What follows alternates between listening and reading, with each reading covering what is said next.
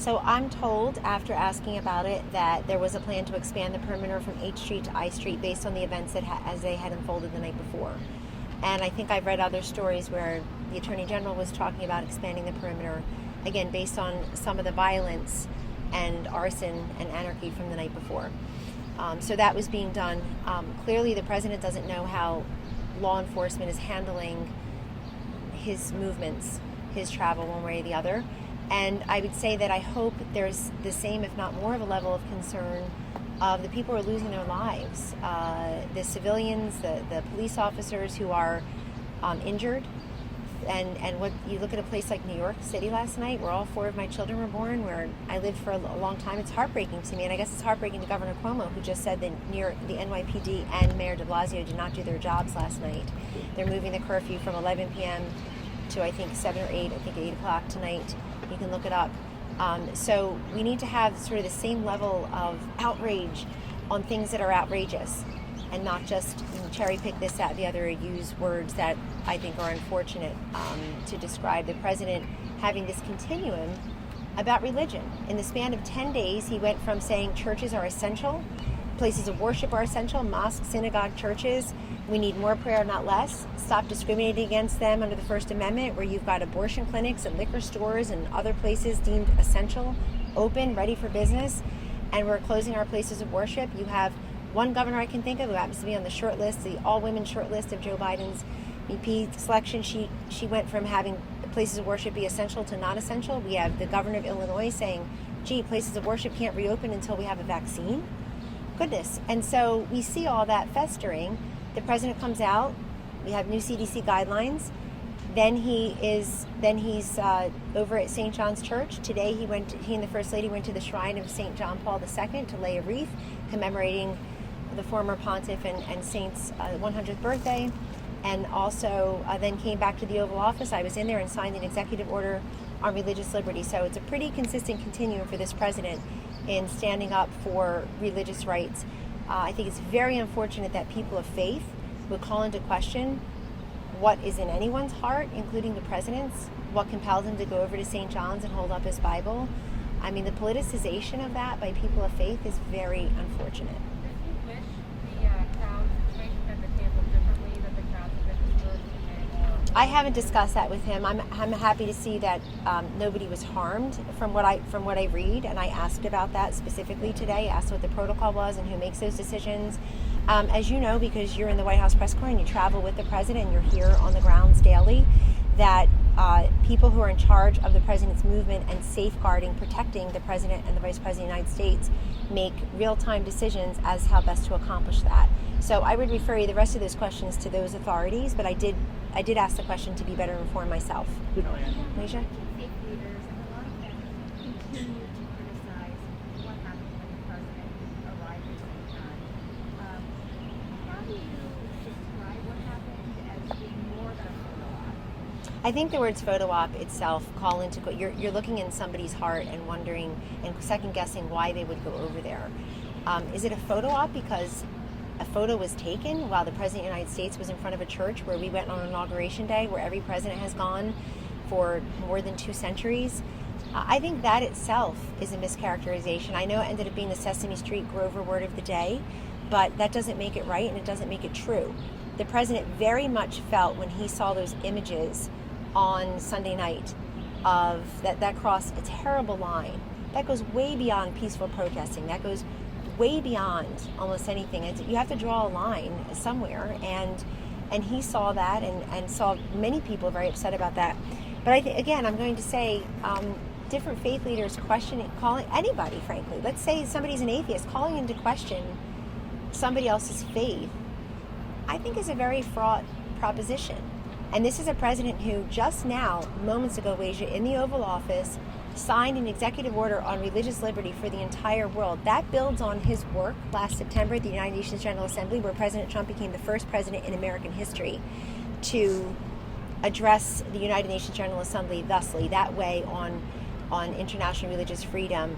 Pretty tough stance that he took there. I know it didn't make everybody happy in the world because they are persecuting people based on their religion, and they should not be, and he made that very clear. So I think those criticisms, people have a right to make them, but I think they're unfortunate because they have more than a tinge of calling into question the president's motivation for going to a church that had been set afire by anarchists and arsonists less than 24 hours earlier. Can I ask you about? Sure, I'll have plenty of time. Pardon? President Trump has questioned House Speaker Nancy Pelosi's state. Should he take that back? What he said was that she says that something like she says she prays for him, and he doesn't believe that. That's not calling into question her faith.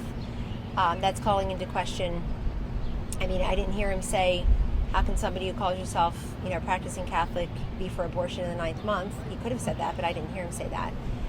He said, because I was there when he said it, and he said it at the National Prayer Breakfast. I rode with him that day, actually, in the Beast, and we were talking about it. And he said, "How could she say she prays for me when they just tried to, impeach me, got acquitted the day before, of course." I know it seems like a long time ago, but it was recent. Does the president have any plans to make remarks or address racial inequality, historical trauma by the black community that protesters have been required for them to plan to address that at all? Well, it's very much on our minds here, and it's absolutely the case that there is institutional racism and that there is a lack of equality for all people in this country. I think that is without doubt.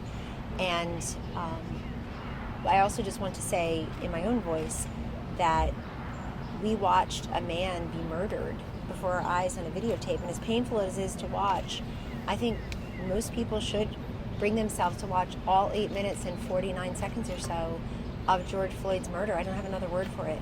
And I'm very happy that the Department of Justice says they've opened up a civil rights investigation at the federal level. We'll see what comes of that. Obviously, the officer in question was charged with murder under, I believe, Minnesota state law. They're in charge of that prosecution. And there is inequality and there is institutional racism in many places and in many people's hearts. And so that's why this president has worked tirelessly to bring economic opportunity, criminal justice reform. I know in the drug crisis we've reached out many times to community of colors, really trying to help those hardest hit from that. We did a big thing recently on mental health, and we're working very hard on vulnerable communities here also. Native Americans, Hispanic Americans, Asian Americans, seniors, and certainly African Americans. So, and I'm sort of a voice around here for the president to continue to speak with African American leaders as he has done, and as members of his team do routinely from the beginning. And I think that we have to listen to everyone and frankly, continue to take action. I would tell you, just because I have a mind for dates, that on March 18th, 2008, my now 12-year-old was 1 week old to the day, and I remember candidate Obama giving a speech in Philadelphia about race. He gave a big race speech in which he really distanced himself from Jeremiah Wright, his pastor of many years, and I think that he had married the Obamas, baptized the girls. Obviously, they were congregants, and he distanced himself from really ugly comments that Reverend Wright had made. But he made a big race speech, and in that same city, 12 plus years later, you have his vice president, Joe Biden, in the same city today talking about doing something on race. And one has to scratch their head and wonder, why Joe Biden hasn't done more. Why is he talking about that today? And so we all need to do better as a nation. But I would wonder why Joe Biden thinks that he should, he has some kind of privilege or right to continue a record that seems underwhelming at best from his time in that building. Kellyanne, do you mind if I ask you? I just said that there is institutional racism, so I'm telling you that, yes. You talked about In some places and by some people. the executive order that the president signed today. Sitting on his desk right now is a piece of legislation that passed both chambers of Congress that would allow him to sanction Chinese individuals that had persecuted Uyghur minorities. The White House has refused to comment repeatedly on what the president's going to do with this bill. So can you say now, is he going to sign it and will he sanction it? I'll let the president answer that. I think he was asked about it last week, if I'm not He said mistaken. that he was going to study it, and since Yes. then the White House has still refused to say it. So- doesn't this prompt the question? Is the No, White it House doesn't prompt the willing to- question because part of what the president said very specifically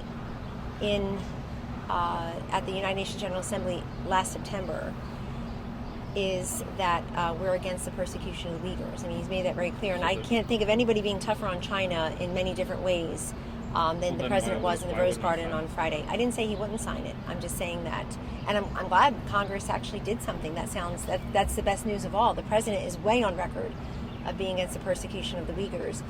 It's good that Congress found a way to actually come and do something. They seem to be AWOL.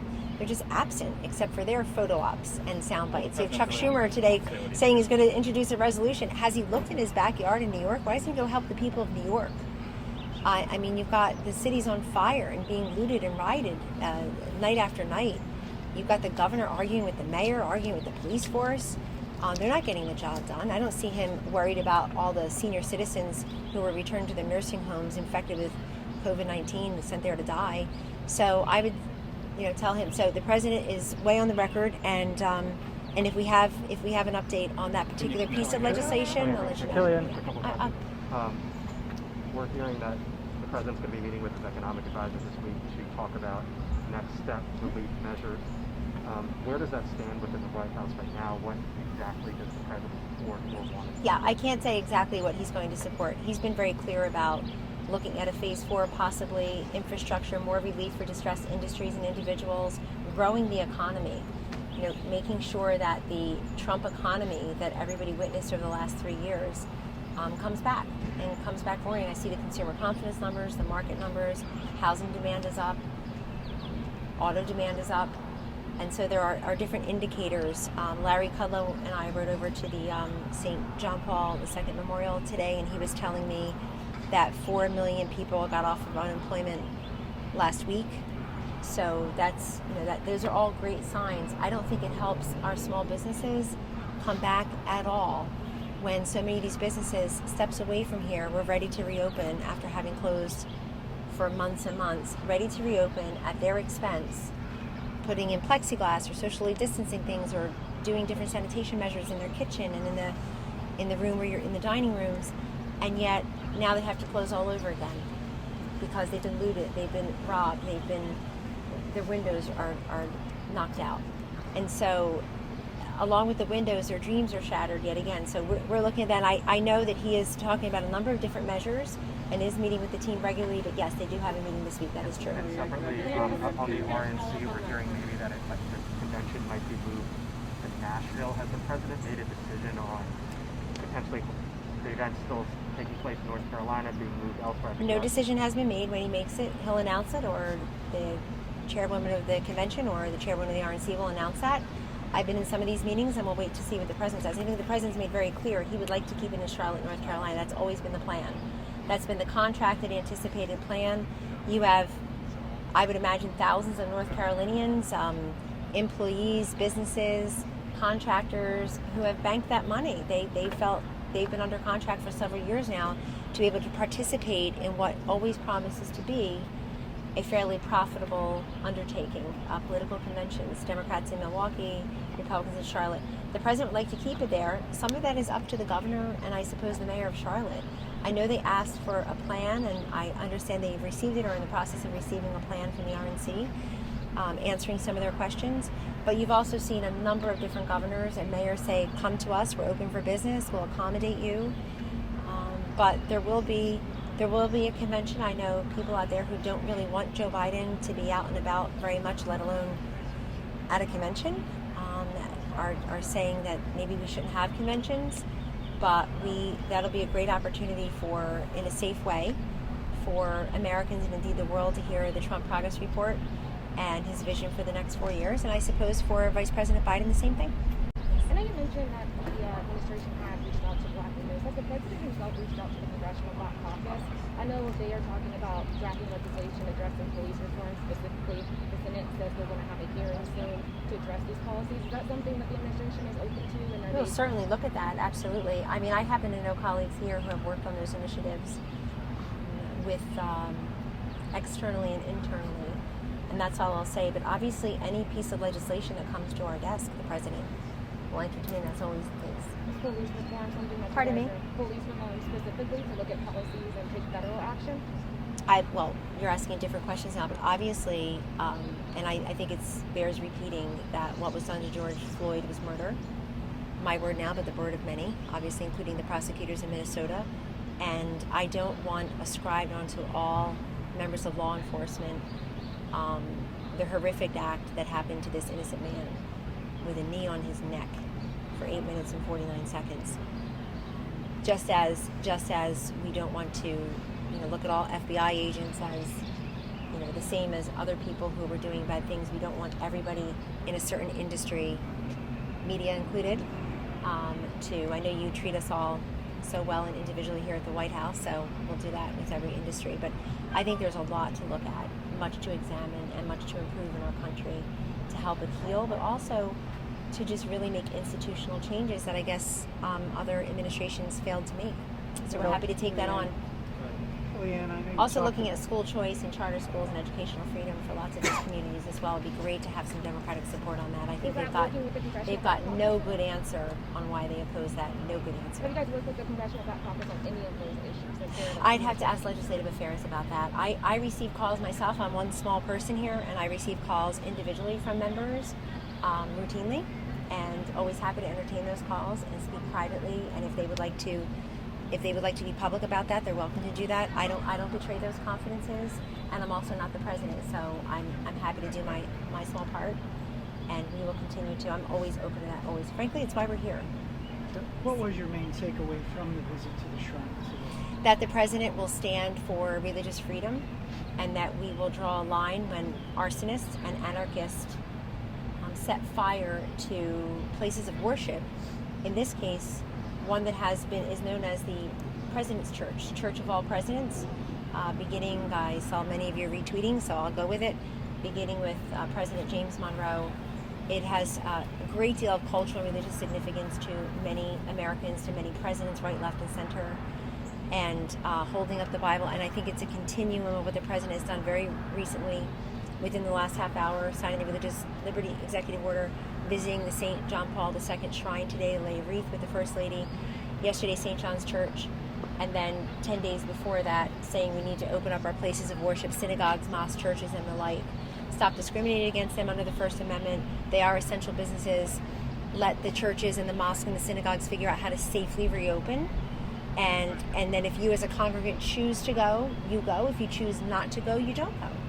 But at least make those options available in states that clearly have cannabis dispensaries and abortion clinics and liquor stores and you name it now, open for business.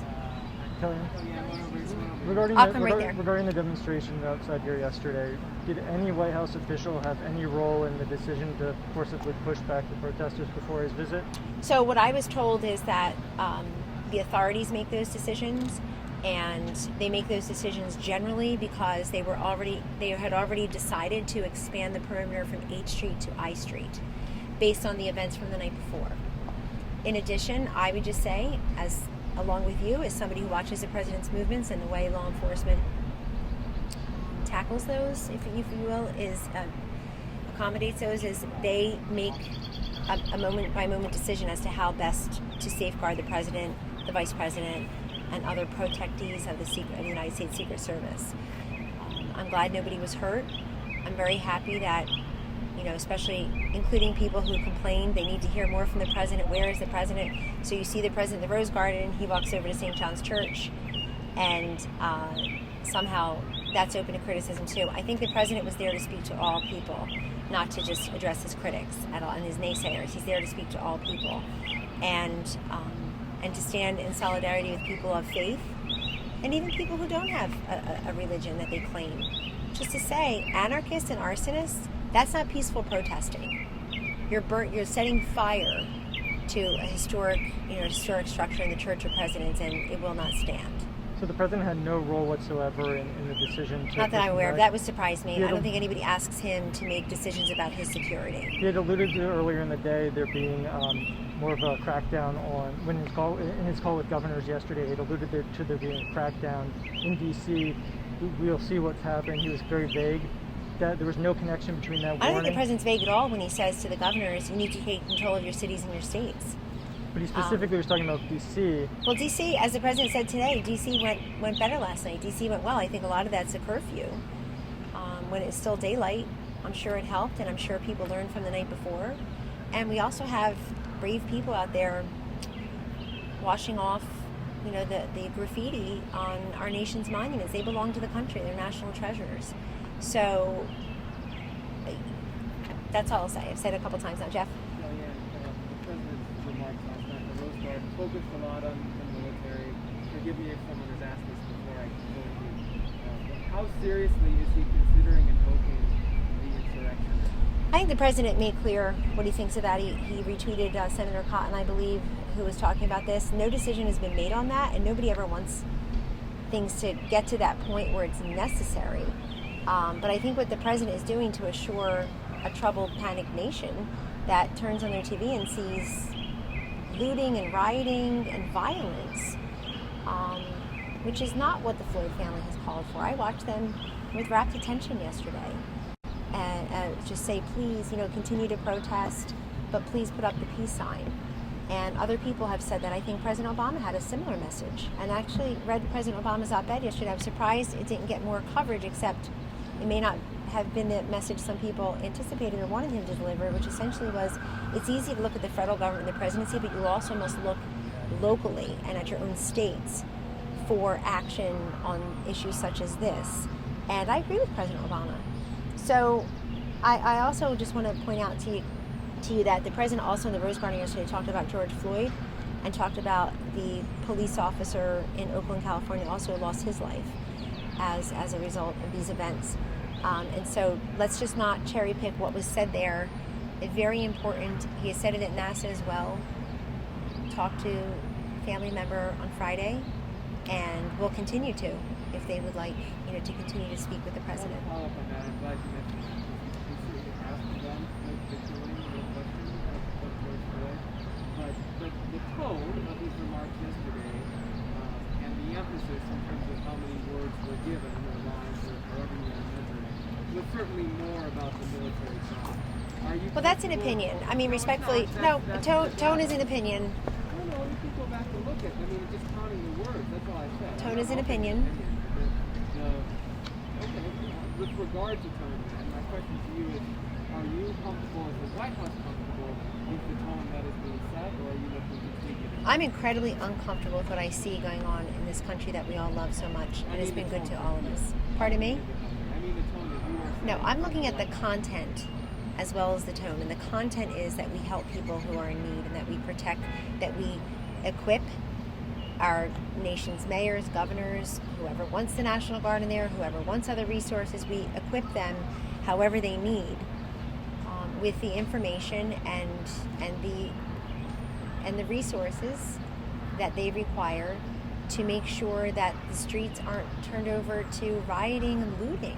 I mean, how can you watch that and feel comfortable with people decimating small businesses in the moment of a snap, in the blink of an eye, that people work so hard to build? Again, I was a small business owner. I started my business 25 years ago yesterday. It's a lot of blood, sweat and tears, a lot of rejection, a lot of uncertainty, a lot of failure. And I look at these business owners, multi-generational businesses, community-based businesses, mom and pops, mom and dads, they're hurting, they're suffering. People are just breaking their windows and stealing their stuff. And that is, you can call it tone or content. It's just wrong. What I'm referring to is what the emphasis that the president put on this remarks. Well, I like the emphasis that the president has put on the senseless murder of George Floyd, and that he should not have died in vain. He should not have died at all.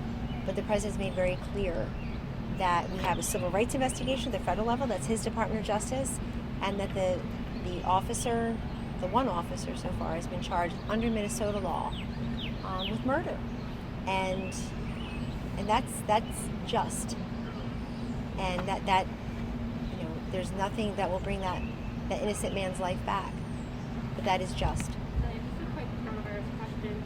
I know you are in touch with the task force a lot. Is there anything that's being done to prepare for a potential second wave? Yes.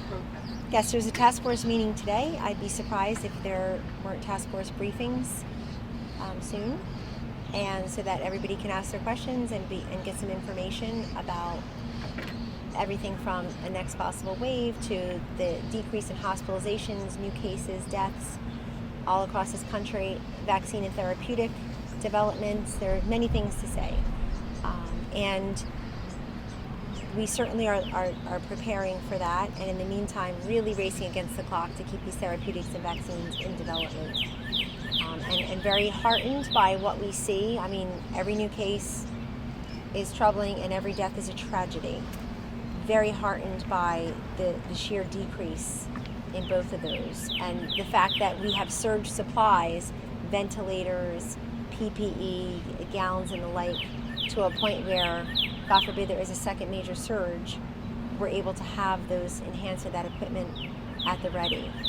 That includes in our nursing homes. I know at the seniors event about a month ago, the National Guard FEMA Administrative Gainer made clear and is since delivering on, I think they're about 50% of the way there or more or better, delivering that PPE to those nursing homes, all 15,400 nursing homes that are Medicare approved in this country, to make sure they've got that PPE prophylactically in case they do have a surge in the nursing homes, by way of example. Talking about Russia, Kellyanne, can you speak further about President Trump's call with President Putin? Who initiated the call, and why would he reach out to Russia on an issue about bringing him back to the G7?